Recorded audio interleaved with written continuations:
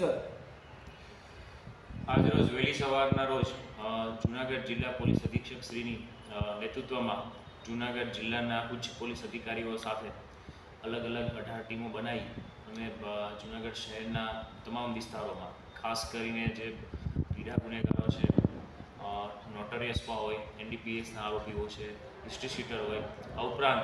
અન્ય જે ચાલુ તપાસના ગુનામાં પકડવાના બાકી આરોપી છે તેમના લિસ્ટ બનાવી અને અલગ અલગ 18 ટીમોને છે એ આરોપીના એડ્રેસ વાઇઝ તેમના ઘર સર્ચ કરવા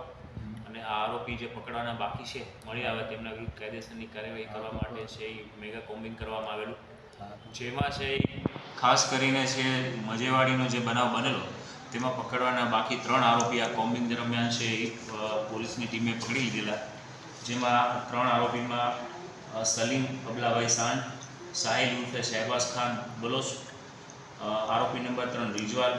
અકીલભાઈ આરમ, આ 3 આરોપીઓને પકડેલા છે. આ સિવાયના અન્ય 7 આરોપી કે જે પ્રોહિબિશન, મારામારી જેવા ગુનાઓમાં પકડવાના બાકી હોય તો વહેલી સવારના રોજ જ્યારે તે સૂતા હોય એવા સમયે કોમ્બિંગ કરી અને પકડેલા છે. આ ઉપરાંત આ જે ગંભીર ગુનાઓમાં જે સંડોવાયેલા આરોપીઓ હતા તેમના આ ઉપરાંત બિનજામીન લાયક વોરંટ હોય તેમના વિરુદ્ધ તો કુલ મળી અને જે તેમના ઘરેથી તલવારો, ચપ્પા એવા હથિયારો મળી આવેલા. તો GP એક્ટની કલમ 135, MB એક્ટ 207 મુજબ વાહન ડિટેન કરવા, સાથે સાથે જે રીડા ગુનેગારો છે તેમના વિરુદ્ધ અટકાયતી પગલાં લેવા, કુલ મળીને 143 જેટલા ઇસમો વિરુદ્ધ છે કાયદેસરની કાર્યવાહી કરવામાં આવેલી છે.